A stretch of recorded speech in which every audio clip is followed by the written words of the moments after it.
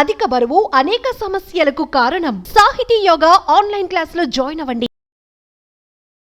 రొమ్ము cancer patients దగ్గరికి వస్తే యూజువలీ 60 దాటిన తర్వాత రొమ్ము క్యాన్సర్ పేషెంట్స్ కొంచెం తొందరగానే మా దగ్గరికి వస్తారు.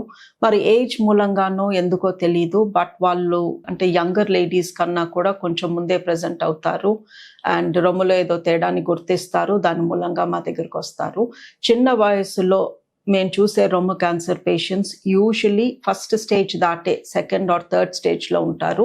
ఎందుకు అంటే చిన్న వయసులో ఉన్నప్పుడు రొమ్ములో ఏదన్నా తేడా కనిపించినా, ఒక గడ్డ వచ్చినా, లేదా రొమ్ములో నొప్పి వచ్చినా, లేదా రొమ్ము నిప్పుల్లో నుంచి డిశ్చార్జ్ వచ్చినా ఏదోలే పిల్లలు పాలు సరిగా తాగక గడ్డలు కట్టిందేమో, లేదా అప్పుడు బ్రెస్ట్ ఫీడింగ్ సరిగా చేయక నాకు ఇలా అయ్యిందేమో, అంటే ఆ వయసులో చిన్న వయసులో 20, 30, 40s ఈ ఏజ్లో రొమ్ము క్యాన్సర్ రావచ్చు అన్న అవగాహన చాలా తక్కువ మందికి ఉంటుంది.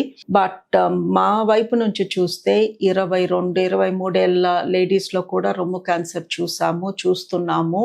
25 to 30 ఏజ్ గ్రూప్లో చూసాము. బ్రెస్ట్ ఫీడింగ్ చేస్తున్నప్పుడు కూడా కొంతమందికి రొమ్ము క్యాన్సర్ చూసాము. సో ఈ రొమ్ము క్యాన్సర్ ఎవరిని వదిలేలాగా లేదు, ఏ వయసు వాళ్ళకన్నా రావచ్చు.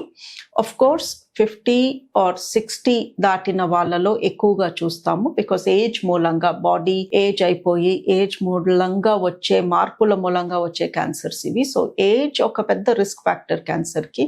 మన ఏజ్ పెరుగుతున్న కొద్దీ మన క్యాన్సర్ వచ్చే రిస్క్ ఎక్కువ అవుతుంది, బికాస్ బాడీ డ్యామేజ్ అవుతూ ఉంటుంది. దాంతో పాటు కొంతమందికి వంశపారంపర్యంగా కూడా రొమ్ము క్యాన్సర్ రావచ్చు. అండ్ ఈ వంశపారంపర్యంగా వచ్చే క్యాన్సర్ యూజువలీ 50 లోపే వస్తాయి. సో 30 నుంచి 50 లోపు ఎప్పుడైనా వంశపారంపర్యంగా వచ్చే క్యాన్సర్ని చూస్తాము. వంశపారంపర్యంగా అంటే మీ అమ్మ వైపు లేదా మీ నాన్న వైపు ఇద్దరు రిలేటివ్స్కి బ్రెస్ట్ లేదా ఓవరీ అంటే అండాశయ క్యాన్సర్ ఉండటము, లేదా మీ ఇంట్లో మగవాళ్ళకి ఎక్కువ ప్యాంక్రియాస్ క్యాన్సర్ కానీ, ప్రాస్టేట్ క్యాన్సర్, లంగ్ క్యాన్సర్, పేగుల క్యాన్సర్, ఇలాంటి క్యాన్సర్స్ ఎక్కువ ఉన్నా కూడా వంశపారంపర్యంగా మీకు రొమ్ము క్యాన్సర్ వచ్చే ఛాన్స్ ఉంది.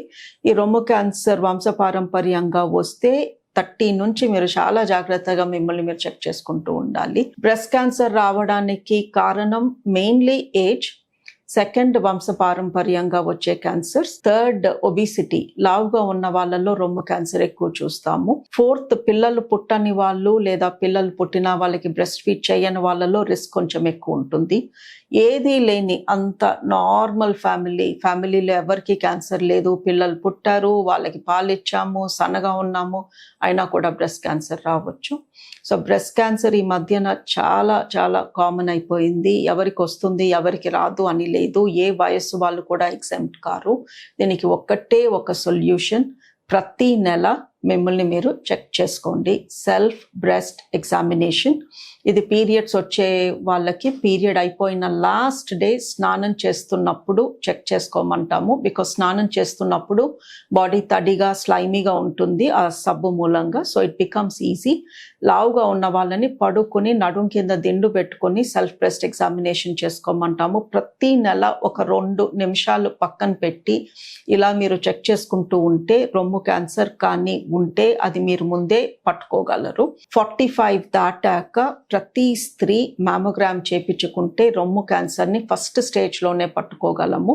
ఈ మ్యామోగ్రామ్ అనేది 2 ఇయర్స్కి ఒకసారి చేసుకోమంటాము. ఆ మధ్యలో ప్రతి నెల సెల్ఫ్ బ్రెస్ట్ ఎగ్జామినేషన్ చేసుకుంటూ ఉండాలి.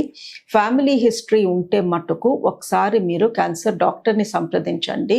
మీ ఫ్యామిలీ హిస్టరీలో ఎవరికి ఏ క్యాన్సర్ ఏ వయసులో వచ్చింది కనుక్కుని దాన్ని బట్టి మీ రిస్క్ ఎంతో చెప్పగలము. మీరు కానీ హై రిస్క్ అనిపిస్తే మీకు హెరిడిటరీ క్యాన్సర్ జీన్ టెస్ట్ అనే ఒక టెస్ట్ చేపించి ఎగ్జాక్ట్లీ మీ రిస్క్ ఏంటి అని కనుక్కుని ఆ రిస్క్ మూలంగా మీకు రొమ్ము క్యాన్సర్ రాకుండా మీరు తీసుకోవాల్సిన ప్రికాషన్స్ మీకు ఎక్స్ప్లెయిన్ చేస్తాను.